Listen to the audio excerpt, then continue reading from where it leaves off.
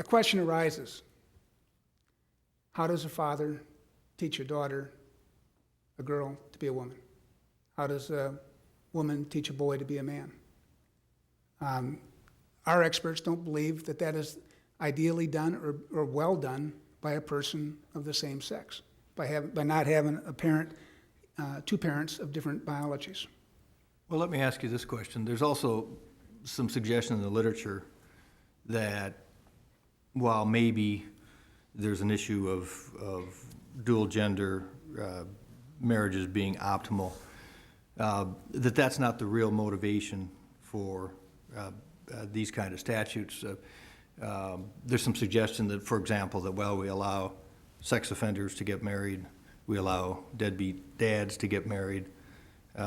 These won't create the optimal environment for children either, arguably. Professor Erskine has suggested that we require more to get a driver's license than a marriage license. That's a little bit facetious, I suppose.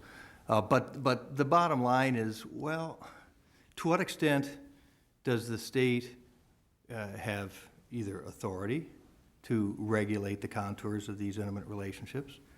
And to what extent, in this case, are we really dealing with a moral question, a question at least the Supreme Court in Lawrence and Romer suggested wasn't adequate? Could you respond for me, please? From where you started to where you ended, I'm not sure. Your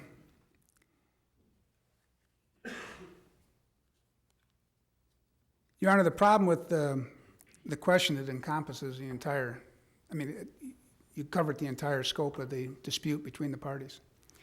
The state is not merely regulating the relationship, but when you look at the different people who could marry, whether they be violent sex offenders or deadbeat dads or alcoholics, whatever, the fact that there are some of those people, if they're opposite sex people, they don't destroy the basic nature that marriage is between two people who can naturally procreate. Let me ask this. Could we constitutionally say that sex offenders cannot marry? I don't believe so. Why not? I think you're then intruding on their basic fundamental rights. I think the Oklahoma versus Skinner case might provide a foundation for saying not to do that. Would also set a terrible precedent, just as we feel this case sets a terrible precedent.